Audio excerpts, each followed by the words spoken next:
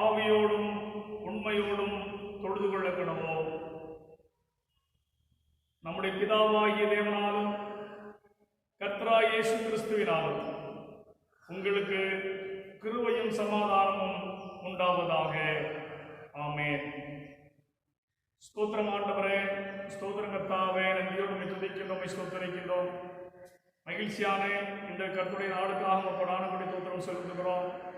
இந்த காணொலியின் வழியாக கர்த்தருடைய நாளின் ஆராதனை பங்கு வரும்படியாக ஆண்டவர் கொடுத்த மேலான பாக்கியமான வாழ்வுக்காக கொடானபடி ஸ்தோத்திரம் செலுத்துகிறோம். இந்த தெய்வீக இறை வழிபாட்டில் தேவனாய கர்த்தர் எங்களோடு உணர்வுகளை ஆசீர்வதிக்க வேண்டும் என்று சொல்லி ஜெபிக்கிறோம். நம்முடைய கிருபை எங்களுக்கு போதுமானதாக இருப்பதாக இயேசு கிறிஸ்துவினுடைய பரிசுத்தமான நாமத்தில் வேண்டிக் கொள்கிறோம் எங்கள் நல்ல பிதாவே. ஆமென். ஆண்டவருடைய பரிசுத்த நாமத்துக்கு மகிமையாகவும் நம்முடைய ஆராதனைக்கு ஆரம்பமாகவும் நாம் யாவரும் இணைந்து கீழங்கீழ் 20 சர்வ வலிமை கிருபைகள் இருந்த சர்வேசா தரிசனம் தரும் முன் சன்னதி புகுந்தேன் திருவாசா என்ற பாடலை நாம் பாடுவோம். கீழங்கீழ் 20.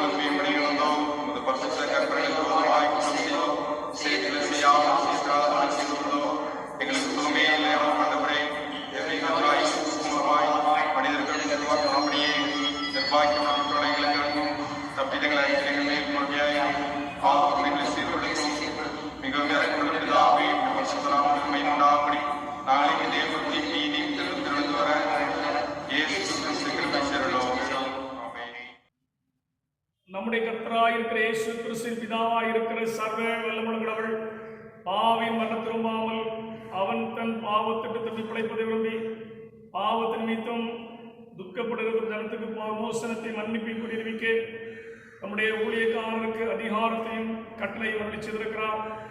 மெய்யாய் மனம் திரும்பி தமது பரிசுத்த சுவிசேஷத்தை உண்மையாக விசுவாசிக்கிற யாவருக்கும் அவர் பாவங்களை மன்னித்து விமோச்சனம் செய்கிறார். ஆகையால் கடைசியிலே அவருடைய நித்திய ஆனந்தத்தில் சேரத்தக்கதாய் இவ்வுலகத்திலே நாம் செய்கிற காரியங்கள் பிரியமாக இருக்கவும் இனி உயிரோடு நாளெல்லாம் ஆசை இல்லாமல் பரிசுத்தம் உள்ள நடக்கவும் அவர் நமக்கு மெய்யான மனதிருமலையும் நம்முடைய பரிசுத்த அருளி செய்ய வேண்டும் என்று இந்த கர்த்தராயிருக்கிற இயேசு கிறிஸ்து மூலமாய் அவரை வேண்டிக் கொள்ள கடவோம். ஆமென். கர்த்தருடைய ஜெபத்தை நாம் அனைவரும் சேர்ந்து எடுப்போம். பரமண்டலங்களில் இருக்கிற எங்கள் பிதாவே, பரிசுத்தப்படுவதாக, ராஜ்யம் வருவதாக, சித்தம் உலகத்திலே செய்யப்படுவது போல பூமியிலும் செய்யப்படுவதாக. அல்லது எங்களுக்கு ரோமாற்றம் செய்வதற்கு நான் மன்னிக்கிறது போல எங்கள் குற்றங்களை எங்களுக்கு மன்னியும். எங்களை சோதனை பிரவேசிக்க பண்ணாமல் தீமையை ரட்சித்துக் கொள்ளும். ராஜ்யம் வல்லமையும் மகிமையும் என்னென்ன. ஆமென். முறைமுறையாக வாசிக்க குறிக்கப்பட்ட சங்கீதம் 62. யாவரும் எழுந்து நின்று 62ஆம் சங்கீதத்தை மாறி மாறி வாசிப்போம். தேவனையே நோக்கி என் ஆத்துமா அமர்ந்திருக்கிறது, அவரால் என் ரட்சிப்பு வரும். அவரே என் கண்மலையும் என் ரட்சிப்பும் என் உயர்ந்த அடைக்கலமுமானவர், நான் அதிகமாய் அசைக்கப்படுவதில்லை. நீங்கள் எதுவரைக்கும் ஒரு மனுஷனுக்கு தீங்கு செய்ய நினைப்பீர்கள்? நீங்கள் அனைவரும் சங்கரிக்கப்படுவீர்கள். சாய்ந்த மதிலுக்கும் இடிந்த சுவருக்கும் ஒப்பாவீர்கள்.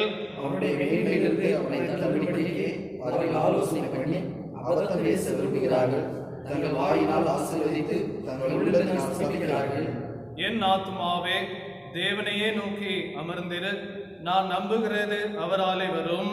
அவரே என் கண்மலையும் என் ரட்சிப்பும் என் உயர்ந்த அடைக்கலமுமானவர், நான் அசைக்கப்படுவதில்லை. என் ரட்சிப்பும் என் மகிமையும் தேவனிடத்தில் இருக்கிறது, பெலனான என் கண்மலையும் என் அடைக்கலமும் தேவனுக்குள் இருக்கிறது. ஜனங்களே, எக்காலத்திலும் அவரை நம்புங்கள், அவர் சமூகத்தில் உங்கள் இதயத்தை ஊற்றிவிடுங்கள். தேவன் நமக்கு அடைக்கலமாய் இருக்கிறார். கீழ்மக்கள் மாயையும் மேன்மக்கள் பொய்யுமாமேன். தராசிலே வைக்கப்பட்டால் அவர்கள் எல்லாரும் மாயிலும் லேசானவர்கள். கொடுமையை நம்பாதிருங்கள், கொள்ளையினால் பெருமை பாராட்டாதீர்கள், ஐஸ்வர்ய விருத்தியானால் இதயத்தை அதன் மேல் வைக்காதீர்கள். தேவன் ஒரு தரம் விளம்பினார், 2 தரம் கேட்டிருக்கிறேன். வல்லமை தேவனுடையது என்பதே. கிருபையும் உடையது, ஆண்டவரே தேவரீர் அவனவன் செய்யத்தக்கதாக நடிக்கிறேன்.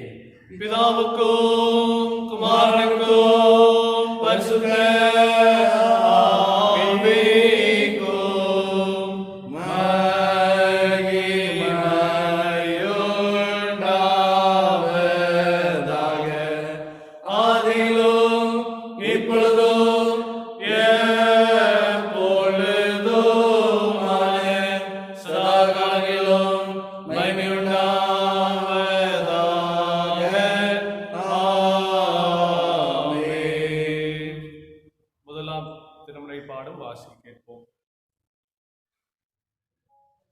வாசிக்கும்படியாக தெரிந்து கொள்ளப்பட்ட முதலாவது வேத பாடம் 1 சாமுவேல் 15வது அதிகாரம் 12வது வசனம் முதல் 23வது வசனம் முடிய. 1 சாமுவேல் 15வது அதிகாரம் 12வது வசனம் முதல். மறுநாள் அதிகாலமே சாமுவேல் சவுலை சந்திக்க போனான். அப்பொழுது சவுல் கர்மேலுக்கு வந்து தனக்கு ஒரு ஜெயஸ்தம்பம் நாட்டி பின்பு பல இடங்களில் சென்று கில்காலுக்கு போனான் என்று சாமுவேலுக்கு அறிவிக்கப்பட்டது. சாமுவேல் சவுலிடத்தில் போனான். சவுல் அவனை நோக்கி, நீர் கர்த்தரால் ஆசீர்வதிக்கப்பட்டவர், கர்த்தருடைய வார்த்தையை நிறைவேற்றினேன் என்றான். அதற்கு சாமுவேல், அப்படியானால் என் காதுகளில் விழுகிற ஆடுகளின் சத்தமும் எனக்கு கேட்கிற மாடுகளின் சத்தமும் என்ன என்றான். அதற்கு சவுல், அமலேக்கியரிடத்திலிருந்து அவைகளை கொண்டு வந்தார்கள். ஜனங்கள் ஆடு மாடுகளில் நலமானவைகளை உம்முடைய தேவனாகிய கர்த்தருக்கு பலியிடும்படிக்கு தப்ப வைத்தார்கள், மற்றவைகளை முற்றிலும் அழித்து போட்டோம் என்றான். அப்பொழுது சாமுவேல் அந்த பேச்சை விடும், கர்த்தர் இந்த ராத்திரியிலே எனக்கு சொன்னதை உமக்கு அறிவிக்கிறேன் என்று சவுலோடே சொன்னான். அவன் சொல்லும் என்றான். அப்பொழுது சாமுவேல், நீர் உம்முடைய பார்வைக்கு சிறியவராய் இருந்தபோது அல்லவோ இஸ்ரவேல் கோத்திரங்களுக்கு தலைவரானீர். கர்த்தர் உம்மை இஸ்ரவேலின் மேல் ராஜாவாக அபிஷேகம் பண்ணுவித்தாரே. இப்போதும் கர்த்தர், நீ போய் அமலேக்கியராகிய அந்த பாவிகளை சங்கரித்து அவர்களை நிர்மூலமாக்கி தீரும் மட்டும் அவர்களோடு யுத்தம் பண்ணும் என்று சொல்லி உம்மை அந்த வழியாய் அனுப்பினார். இப்படி இருக்க நீர் கர்த்தருடைய சொல்லை கேளாமல் கொள்ளையின் மேல் பறந்து கர்த்தருடைய பார்வைக்கு பொல்லாப்பானதை செய்தது என்ன என்றான். சவுல் சாமுவேலை நோக்கி, நான் கர்த்தருடைய சொல்லை கேட்டு கர்த்தர் என்னை அனுப்பின வழியாய் போய் அமலேக்கின் ராஜாவாகிய ஆகாகை கொண்டு வந்து அமலேக்கியரை சங்காரம் பண்ணினேன். ஜனங்களோ உம்முடைய தேவனாகிய கர்த்தருக்கு கில்காலிலே பலியிடுகிறதற்காக கொள்ளையிலே சாபத்தீடாகும் ஆடு மாடுகளிலே பிரதானமானவைகளை பிடித்து கொண்டு வந்தார்கள் என்றான். அதற்கு சாமுவேல், கர்த்தருடைய சத்தத்திற்கு கீழ்ப்படுகிறதை பார்க்கிலும் சர்வாங்க தகனங்களும் பலிகளும் கர்த்தருக்கு பிரியமாயிருக்குமோ? பலியை பார்க்கிலும் கீழ்ப்படிதலும் ஆட்டுக்கடாக்களின் இனத்தை பார்க்கிலும் செவி கொடுத்தலும் உத்தமம். ரெண்டகம் பண்ணுதல் பில்லிசூனிய பாவத்திற்கும் முரட்டாட்டம் பண்ணுதல் அவபக்திக்கும் விக்கிரக ஆராதனைக்கும் சரியாயிருக்கிறது. நீர் கர்த்தருடைய வார்த்தையை புறக்கணித்தபடியினாலே அவர் உம்மை ராஜாவாயிராதபடிக்கு புறக்கணித்து தள்ளினார் என்றான் என்பது வாசிக்கும்படியாக தெரிந்து கொள்ளப்பட்ட முதலாவது வேத பாடம் வாசித்தாயிற்று. வாசிக்கும்படியாய் குறிக்கப்பட்டுள்ள இரண்டாம் வேத பகுதி அப்போஸ்தலர் 26ஆம் அதிகாரம் 13ஆம் வசனம் முதல் 23ஆம் வசனம் முடிய. அப்போஸ்தலர் 26ஆம் அதிகாரம் 13ஆம் வசனம் முதல். மத்தியான வேளையில், ராஜாவே, நான் வழியிலே சூரியனுடைய பிரகாசத்திலும் அதிகமான ஒளி வானத்திலிருந்து என்னையும் என்னுடைய கூட பிரயாண மண்ணினுடையும் சுற்றி பிரகாசிக்க கண்டேன். நாங்கள் எல்லோரும் தரையில் விழுந்தபோது, சவுலே சவுலே, நீ ஏன் என்னை துன்பப்படுத்துகிறாய்? முள்ளில் உதைக்கிறது உனக்கு கடினமாம் என்று எபிரேய பாஷையிலே என்னுடனே சொல்லுகிற ஒரு சத்தத்தை கேட்டேன். அப்பொழுது நான், ஆண்டவரே, நீர் யார் என்றேன். அதற்கு அவர், நீ துன்பப்படுத்துகிற இயேசு நானே. இப்பொழுது நீ எழுந்து காலூன்றி நில். நீ கண்டவைகளையும் நான் உனக்கு தரிசனமாகி காண்பிக்கப் போகிறவைகளையும் குறித்து உன்னை ஊழியக்காரனாகவும் சாட்சியாகவும் ஏற்படுத்துவதற்காக உனக்கு தரிசனமானேன். உன் சுய ஜனத்திடத்திற்கும் அந்நிய ஜாதியிடத்திற்கும் உன்னை விடுதலையாக்கி அவர்கள் என்னை பற்றி விசுவாசத்தினாலே பாவ மன்னிப்பையும் பரிசுத்தமாக்கப்பட்டவர்களுடைய சுதந்திரத்தையும் பெற்றுக்கொள்ளும்படியாக அவர்கள் இருளை விட்டு ஒளியிடத்திற்கும் சாத்தானுடைய அதிகாரத்தை விட்டு தேவனிடத்திற்கு திரும்பும்படிக்கு நீ அவருடைய கண்களை திறக்கும் பொருட்டு இப்பொழுது உன்னை அவரிடத்துக்கு அனுப்புகிறேன் என்றார். ஆகையால் அகிரிப்பா ராஜாவே, நான் அந்த பரவ தரிசனத்துக்கு கீழ்ப்படியாதவனாய் இருக்கவில்லை. முன்பு தமஸ்கோவிலும் எருசலேமிலும் யூதேயா தேசம் எங்கும் உள்ளிடத்திலும் பின்பு ஒரு ஜாதியிடத்திற்கும் நான் போய் அவர்கள் தேவனிடத்திற்கு மனம் திரும்பும்படி கொள்ளப்படவும் மனம் திரும்பக்கேற்ற கிரியைகளை செய்யவும் வேண்டும் என்று அறிவித்தேன். இது நிமித்தமே யூதர்கள் தேவாலயத்திலே என்னை பிடித்து கொலை செய்ய பிரயத்தனம் பண்ணினார்கள்.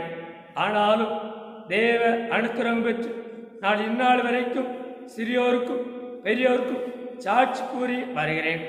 தீர்க்க தரிசிகளும் மோசையும் முன்னமே சொல்லியிருந்தபடியே கிறிஸ்து பாடுபட வேண்டும் என்றும் மரித்தோர் வீழ்த்தலில் அவர் முதல்வராய் சுய ஜனங்களுக்கும் அந்நிய ஜனங்களுக்கும் ஒளியை வெளிப்படுத்துவதற்கென்றும் சொல்லியிருக்கிறேன் என்று வேறு ஒன்றையும் நான் சொல்லுகிறதில்லை என்றார் என்பது வாசிக்கும்படியாய் குறிக்கப்பட்டுள்ள 2ஆம் வேத பகுதி வாசித்தாயிற்று.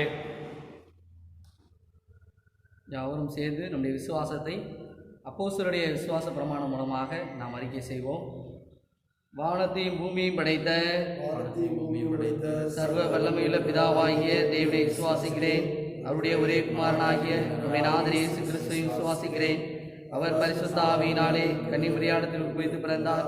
பொந்தி பிலாத்துவின் காலத்தில் பாடுபட்டு சிலுவையில் அறையுண்டு அடக்கம் பண்ணப்பட்டு பாதாளத்தில் இறங்கினார். 3ஆம் நாள் மரித்தோரிடத்திலிருந்து எழுந்தள்ளினார். பரமண்டலத்துக்கு ஏறி சர்வ வல்லமையுள்ள பிதாவாகிய தேவனுடைய வலது பாரிசத்தில் வீற்றிருக்கிறார். அவ்விடத்திலிருந்து உயிர்லோரையும் மரித்தோரையும் நியாயம் தீர்க்க வருவார். பரிசுத்த ஆவியை விசுவாசிக்கிறேன். பொதுவாக இருக்கிற பரிசுத்த சபையும் பரிசுத்தவானுடைய ஐக்கியமும் பாவ மன்னிப்பும் சரீர உயிர்த்தெழுதலும் நித்திய ஜீவனும் உடன் விசுவாசிக்கிறேன். ஆமென். மறுபடியும் ஆண்டோடைய வார்த்தைக்கு ஆயத்தமாக நம் யாவரும் சேர்ந்து கன்வென்ஷன் கீதங்கள் 293வது பாடல் பாடுவோம். கன்வென்ஷன் கீதங்களில் 293வது பாடல் மகிழ்வோம் மகிழ்வோம் தினமக மகிழ்வோம் என்ற பாடலை நாம் பாடுவோம்.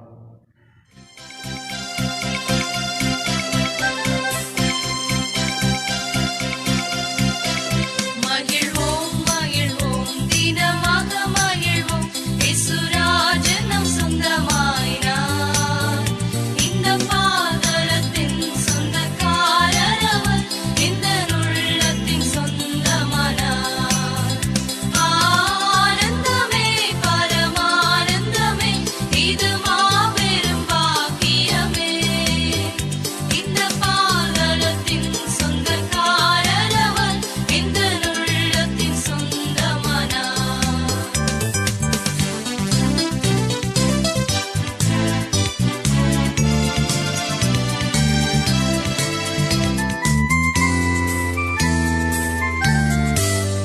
சின்னஞ்சிறு வயதில் என்னை குறித்து விட்டார். தூரம் போயினும் கண்டு கொண்டார். தமது ஜீவனை எனக்கும் அழைத்து ஜீவன் பெற்றுக்கொள் என்றுரைத்தார். ஆனந்தமே பரமானந்தமே இது மாபெரும் பாக்கியமே. இந்த பாதலத்தின் சொந்தக்காரர் அவர், இந்த உள்ளத்தின் சொந்தமானார்.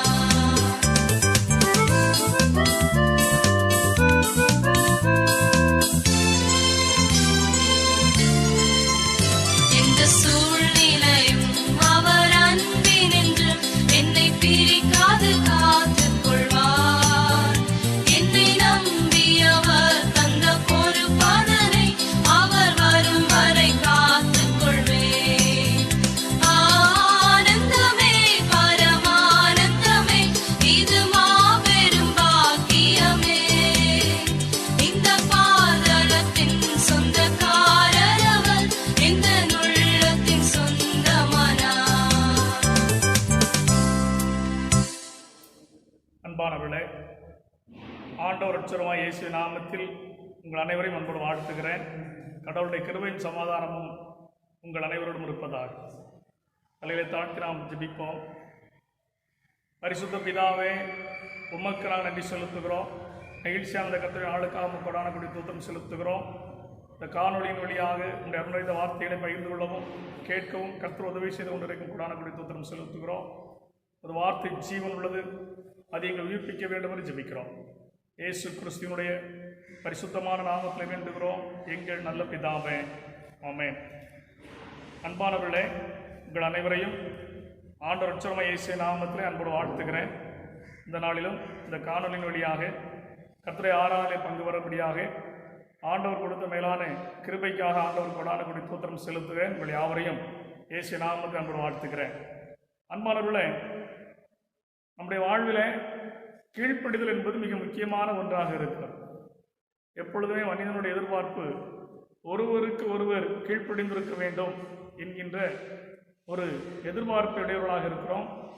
பெற்றோர்கள் பிள்ளைகளை குறித்து கீழ்ப்படிய வேண்டும் என்று எதிர்பார்க்கிறார்கள். அதிகாரத்தில் உள்ளவர்கள் தங்களுக்கு கீழானவர்கள் தங்களுக்கு கீழ்ப்படிய வேண்டும் என்று சொல்லி விரும்புகிறார்கள். ஆசிரியர்கள் தங்களிடத்தில் கற்றுக்கொள்ளுகிற மாணவ மாணவியை கீழ்ப்படிய வேண்டும் என்று சொல்லி விரும்புகிறார்கள். கீழ்ப்படிதல் மிக முக்கியமான ஒன்றாக இருக்கிறது. கீழ்ப்படியின் வழியாக கடவுளுடைய இரக்கத்தை, கடவுளுடைய ஆசீர்வாதத்தை நாம் பெற்றுக்கொள்வதற்கு அது வழியாக வாசலாக இருக்கிறது. ஆண்டவர் நாம் ஒவ்வொருவரும் கீழ்ப்படிய வேண்டும் என்று சொல்லி விரும்புகின்றார். கர்த்தருக்கு கீழ்ப்படிதல் மிகுந்த ஆசீர்வாதமாக இருக்கிறது என்பதை நம்முடைய வாழ்வின் வழியாக நாம் அறிந்திருக்கிறோம். அன்பான இந்த நாளிலும் தீர்க்கன் சாமுவேல் இந்த கீழ்ப்படிதலை குறித்து சவுல் ராஜாவிடத்தில் சொல்லுகிற பொழுது 1 சாமுவேல் 15ஆம் அதிகாரம் 22ஆம் வசனத்தில் மிக தெளிவாக சொல்லுகிறான். கர்த்தருக்கு எது பிரியம் என்பதை குறித்து சொல்லுகிறான். கடவுளுக்கு எது பிரியம் என்று சொன்னால், கழுதைகளை தேடிப்போன கீசின் குமாரனாகிய சவுலை தேவனாகிய கர்த்தர் இஸ்ரவேலின் அரசனாக ஏற்படுத்தினார். அவன் தேடிப்போனது கழுதை, கிடைத்ததோ அரச பதவி. அப்படிப்பட்ட அந்த சவுலிடத்தில் கடவுள் தேவனாகிய கர்த்தர் கீழ்ப்படிதலை எதிர்பார்த்து காத்திருந்தார். சவுலின் வாழ்வில் கர்த்தருக்கு கீழ்ப்படுதலை காட்டிலும் உலகத்தின் செல்வங்களின் மீது, உலகத்தினுடைய ஆஸ்திகளின் மீது, இல்லை என்றால் உலகத்தினுடைய காரியங்கள் மீது அவனுக்கு அதிக விருப்பு ஏற்பட்டதை இந்த அதிகாரத்தில் நாம் வாசிக்க முடிகிறது. இந்த விருப்பு எதை புறந்தள்ள வைக்கிறது என்று நாம் பார்க்கிற பொழுது, கர்த்தருடைய சத்தத்திற்கு கீழ்ப்படிவதை அவன் புறந்தள்ளுகிறான். எனவேதான் சாமுவேல் தீர்க்கன் சவுலிடத்தில் சென்று மிக தெளிவாக அவனிடத்தில் சொல்லுகிற வார்த்தை என்ன என்று சொன்னால், 1 சாமுவேல் 15ஆம் அதிகாரம் 23ஆம் வசனத்தில் கர்த்தருடைய வார்த்தை வீதமாக சொல்லுகிறது, கர்த்தருடைய சத்தத்திற்கு கீழ்ப்படிவதை பார்க்கிலும் சர்வாங்க தகனங்களும் பலிகளும் கர்த்தருக்கு பிரியமாக இருக்குமோ என்று சொல்லி இங்கே சாமுவேல் தீர்க்கன் சவுலிடத்தில் கேட்கின்ற கேள்வியை நாம் பார்க்க முடியும்.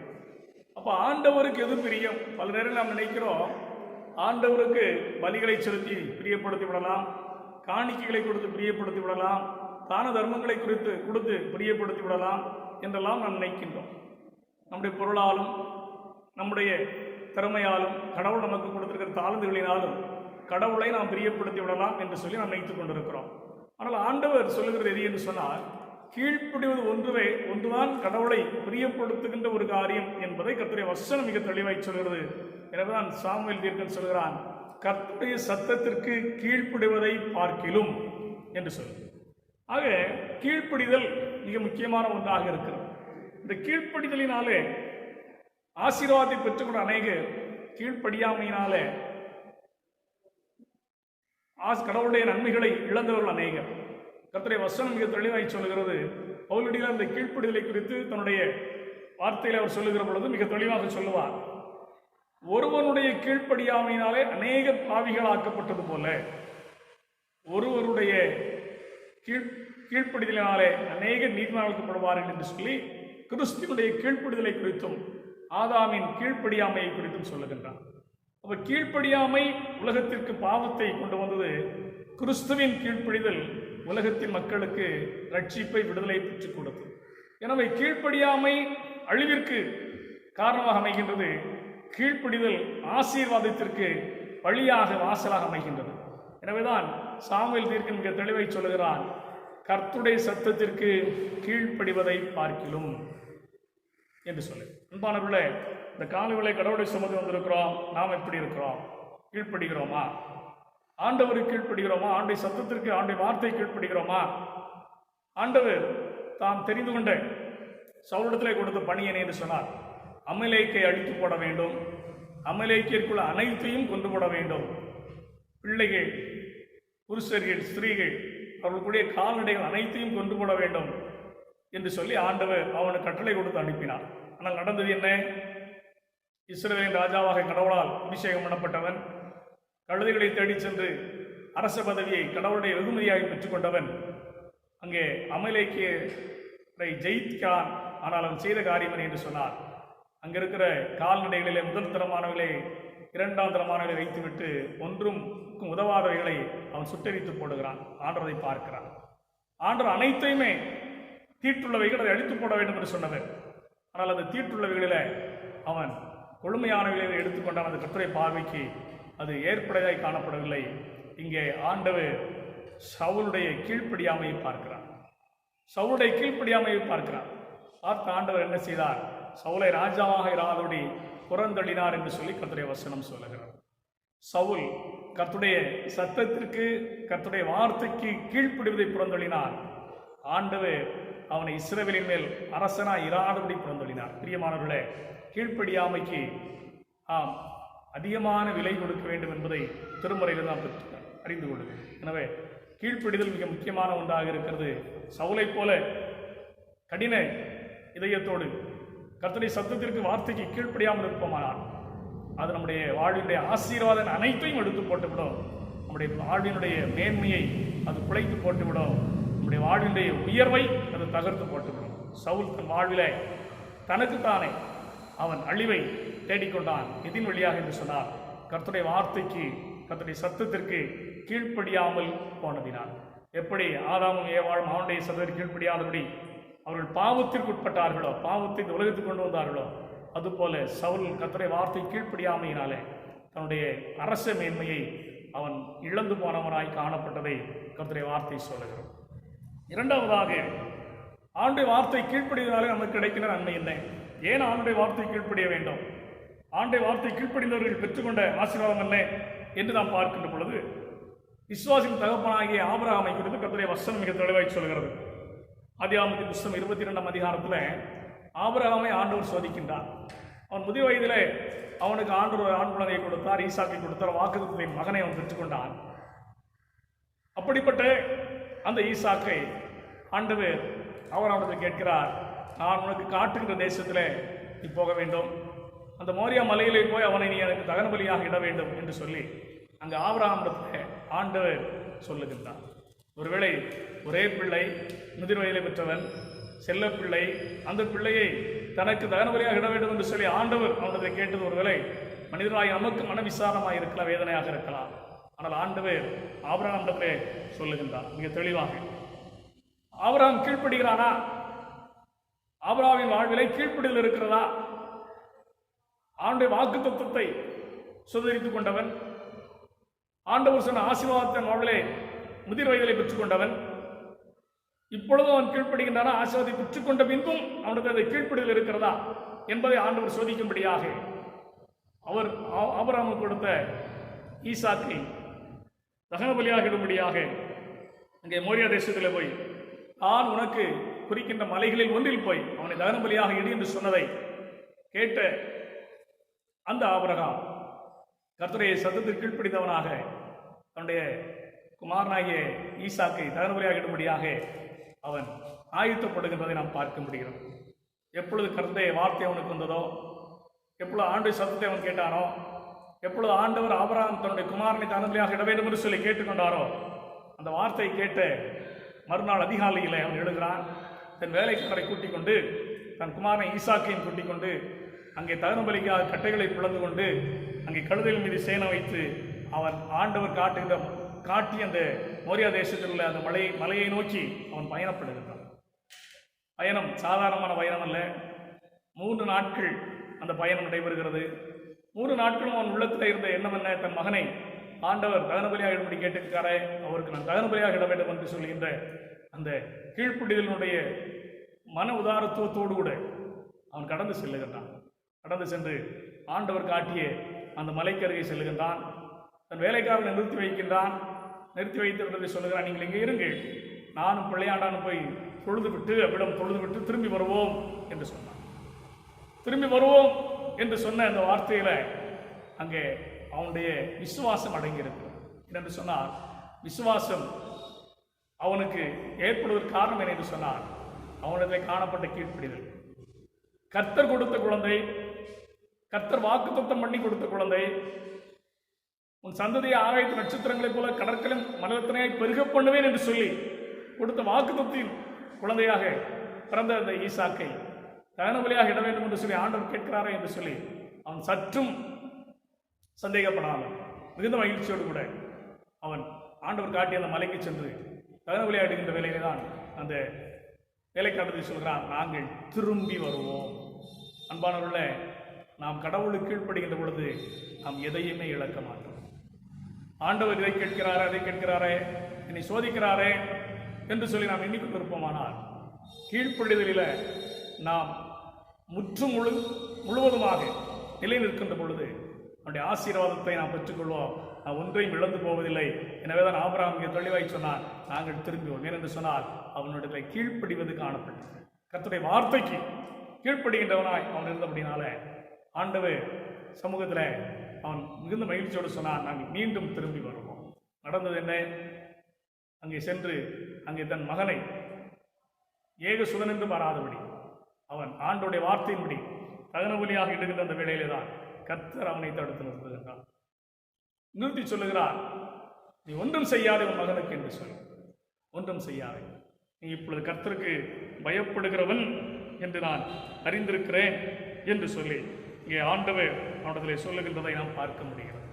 அன்பானவர்களே, இந்த கீழ்ப்படிதலில் இரண்டு காரியங்கள் ஒன்றோடு ஒன்று இணைந்திருக்கிறது. ஒன்று விசுவாசம், இன்னொன்று கர்த்தருக்கு பயப்படுகிற பயம். அப்போ கர்த்தருக்கு பயப்படுகிற பயம் நமக்கு இருக்குமானால் நாம் ஆண்டவருடைய வார்த்தை கீழ்ப்படிவோம். ஆண்டவருடைய வார்த்தைக்கு நாம் கீழ்ப்படிவோமானால் விசுவாசத்தில் நாம் ஜெயம் பெறுகிறவர்களாய் காணப்படுவோம். அதைத்தான் ஆபிரகாம் தன் வாழ்வை பெற்றுக்கொண்டான். எனவே தான் அவனை குறித்து சொல்கிறோம், விசுவாசிகளின் தகப்பன் என்று சொல்கிறோம். விசுவாசின் தகப்பன். இந்த அந்தஸ்து, இந்த மேன்மை ஒரு சாதாரண மனிதனாகிய இந்த ஆபிரகாம் கிடைக்க காரணம் என்ன என்று சொன்னார், ஆபிரகாமின் கீழ்ப்படிதல். அன்பானவர்களே, இந்த காலவேளை தேவ சொல்லி தந்திருக்கிறோம். ஆபிரகாமை போல நாம் கீழ்ப்படிவோம் ஆனால், கர்த்தருடைய சத்தத்திற்கு செவி கொடுப்போமானால், சந்தேகமின்றி கர்த்தருடைய வார்த்தைக்கு கீழ்ப்படிவோமானால் நிச்சயமாக நாம் நம்முடைய வாழ்வில் எதையும் இழந்து போவதில்லை.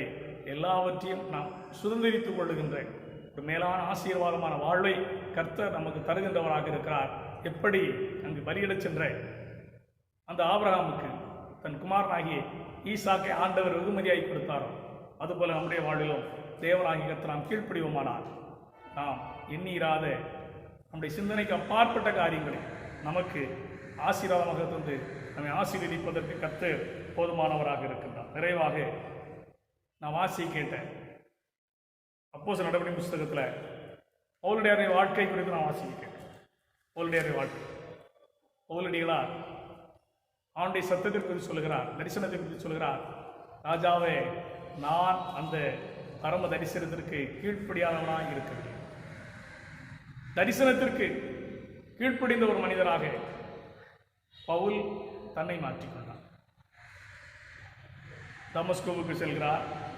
அப்போஸ்தலர் நடவடிக்கை புஸ்தகம் 9ஆம் அதிகாரம் மிக தெளிவாக சவுலுடைய மனமாற்றத்தை குறித்து சொல்கிறது, கடவுளுடைய இடைபடுதலை குறித்து சொல்கிறது, கடவுள் அவனுடைய வாழ்விலே குறுக்கிடுதலை குறித்து சொல்லுகிறது, ஆண்டவருடைய வாழ்விலே குறுக்கிடுகிறார். மிகுந்த ஞானவான், வேத பண்டிதன், எல்லாராலும் கனத்துக்குரிய ஒரு மனிதனாய் எண்ணப்பட்டவன்.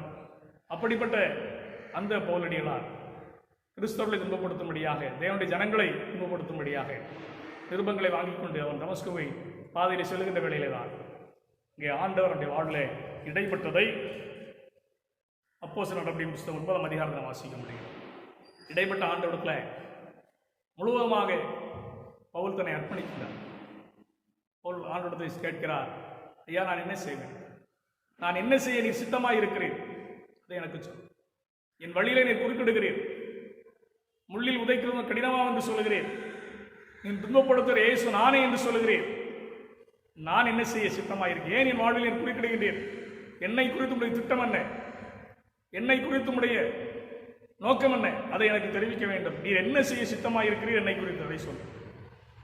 ஆண்டை சித்தத்தை அறிந்து கொண்டான்.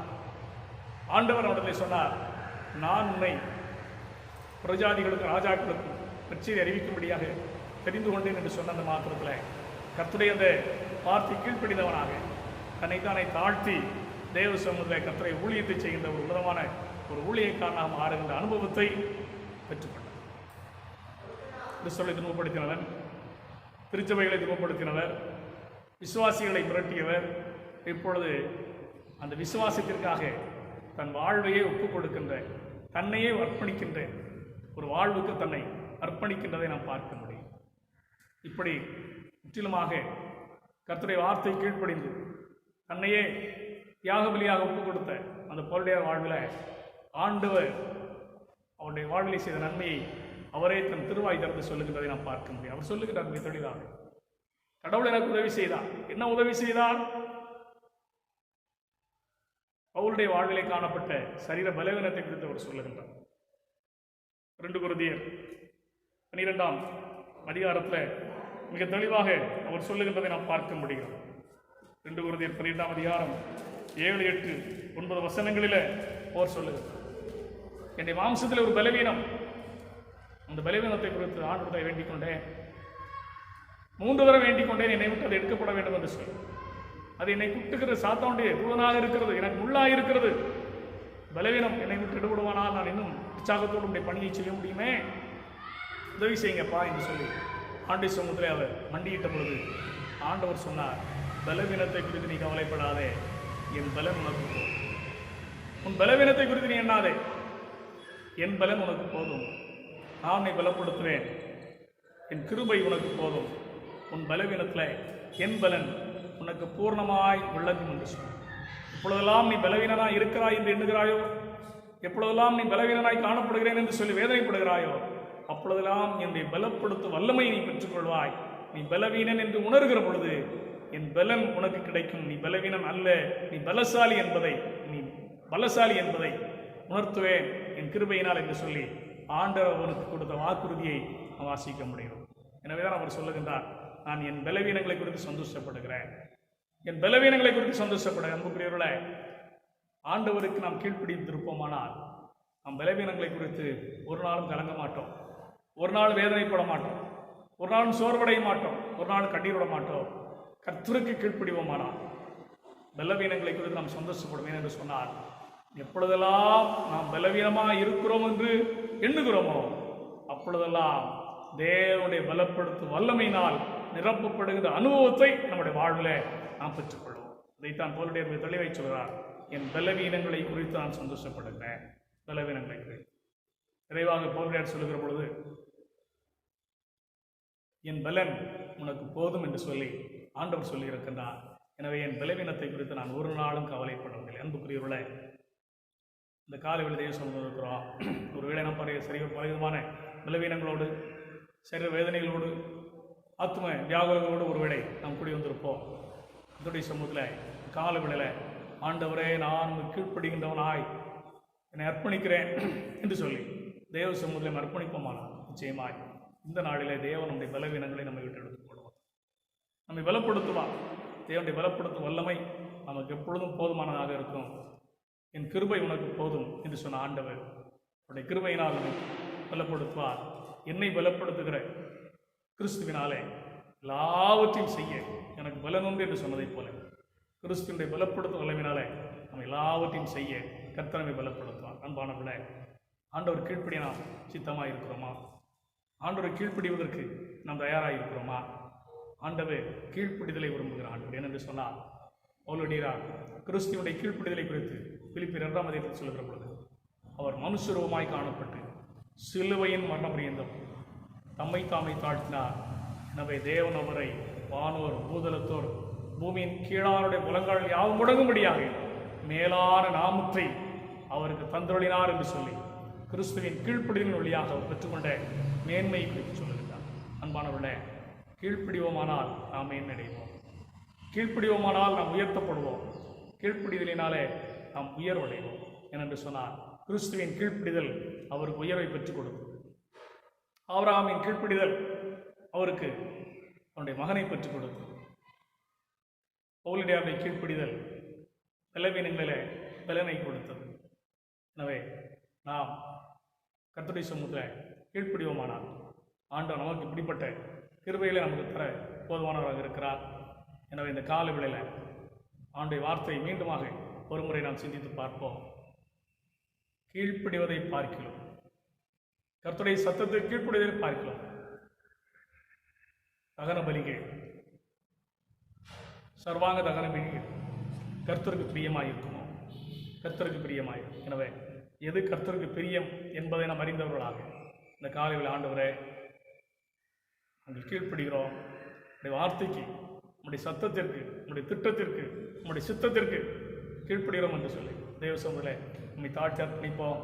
கீழ்ப்படுகின்ற ஒவ்வொருவரையும் கர்த்தர் உயர்த்தி மேன்மைப்படுத்துவாராக. கடவுளை சமாதானம் கொடுப்பதாக. ஜெபம் செய்வோம். பரிசுத்த பிதாவே, உமக்கு நாங்கள் நன்றி செலுத்துகிறோம். மகிழ்ச்சியான நாளுக்கு ஆண்டவர் ஆனபடி தோத்திரம் செலுத்தும். இந்த காணொலியின் வழியாக இந்த ஆறாய் பங்கு பெறும் என்னுடைய பிள்ளை ஒவ்வொருவரையும் நம்முடைய குடும்பங்களை கர்த்தர் நிறைய ஆசீர்வதிக்க வேண்டும் என்று சொல்லி ஜெபிக்கிறோம்.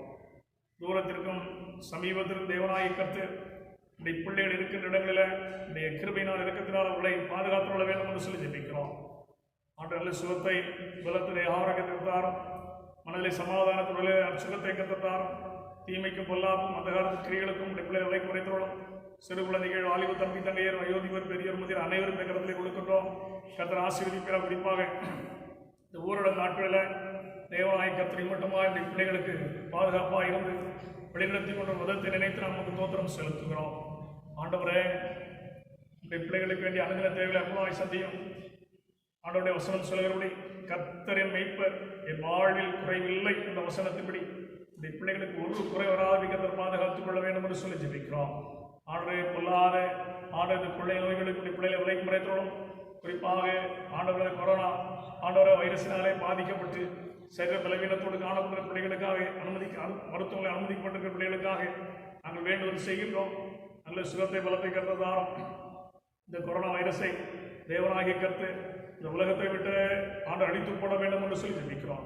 எங்களுடைய குறைகள், குற்றங்கள், பாவங்கள், கீழ்ப்படியாமை, உவரிகள் எல்லாவற்றையும் கர்த்தர் தயவாய் பொறுத்து பாவிகளாய் எங்கள் ஒவ்வொரு மீதும் நீர் கிருபையாக இருக்க வேண்டும் என்று சொல்லி ஜெபிக்கிறோம். எங்கள் திருச்சபையின் குடும்பங்கள் எல்லாரையும் கர்த்தர் ஆசீர்வதிங்க. ஆண்டவர் நாம் இருக்கிற இடங்களிலே கர்த்தரை கிருபைக்குள்ளாய் பிள்ளைகளை மறைத்துக் கொள்ள வேண்டும் என்று சொல்லி ஜெபிக்கின்றோம். ஆண்டவரை இந்த வாரம் முழுவதும் உடைய தேவதூர்களை கொண்டு பாதுகாத்துக் கொள்ளுங்க. பொல்லாப்புக்கும் தீமைக்கும் வாதிகளுக்கும் விலைக்கு மறைத்து உடைய வேத வசனம் சொல்கிறபடி வாதையும் கூடார கணுகாது என்ற வார்த்தையின்படி சகலவிதமான வாதைகளுக்கு எனக்கு விலைக்கு மறைத்து உடைய பிள்ளைகளை உடைய சமாதானத்தில் இடைகட்ட வேண்டும் என்று சொல்லி ஜெபிக்கின்றோம். கர்த்தர் நல்லவர் என்பதை எங்கள் வாழ்க்கையில் ருசி பார்க்கணும். சிங்கக்குட்டியை கூட ஒருவேளை பட்டினியாக இருக்கும். உண்மை தேடுகிறவர்களுக்கு ஒரு நன்மையும் குறைவில்லை என்று சொன்ன கர்த்தர் எல்லா நன்மைகளையும் தந்து ஆசீர்வதிப்பீராக. இயேசு கிறிஸ்துவின் பரிசுத்தமான நாமத்தில் வேண்டுகிறோம் எங்கள் நல்ல பிதாவே, ஆமென்.